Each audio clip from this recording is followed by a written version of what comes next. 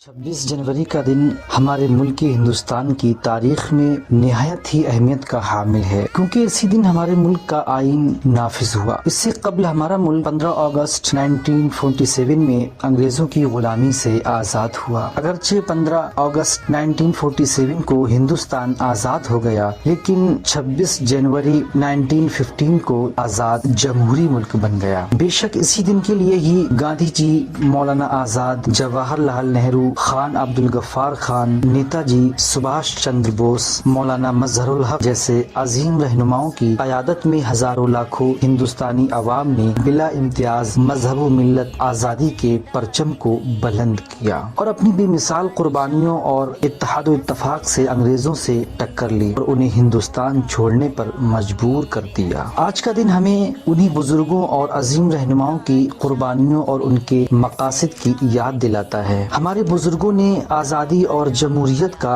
जो ख्वाब देखा था वह शर्मिंदा ताबीर तो हुआ, ताहम हमारे सामने आज़ादी मसावात का अजीम तसव्वुर तश्ने अमल है। इस मुल्क की तमाम बाशिंदों को यकसा तौर पर आगे बढ़कर इस यकजहती का मुजाहरा करना चाहिए। इस मौका पर हमें ये नहीं भूलना चाहिए कि हमारा मुल्क आज ज़ात पात और मजहब के मसाइल से दो चार है। ये हमारे लिए फिक्र की बात है। बिलाशुबा हमने शदीद अपनी गंगा जमनी वफाकी और जमहूरी किरदार का जबरदस्त तहफ़्फ़ुज़ किया है। साइंस और टेक्नोलॉजी के शोबों में हमारे मुल्क ने अहम किरदार अदा किया है, लेकिन हमारे सामने अदम मसावात, बेरोजगारी, पसमानदगी और नखानदगी एक बड़ा चैलेंज है। इसलिए जरूरी है कि हम इस दौर के तकाज़ों को देखें और मुल्क की तरक्की और कामरानी के सही रास्तों का तयन करें। हमारा मुल्क सूफी संतों और दुर्वेशों का मुल्क है, जिन्होंने हमेशा अमन, सुलह रहमी और भाईचारे का पैगाम दिया है। आज भी जरूरत इस बात की है कि हम अपनी अपनी सतह पर और अपनी अपनी बिसात के मुताबिक उन आदर्शों और उसूलों को अपनाएं जो हमारे बुजुर्गों ने हमें अता किए हैं। हिंदुस्तान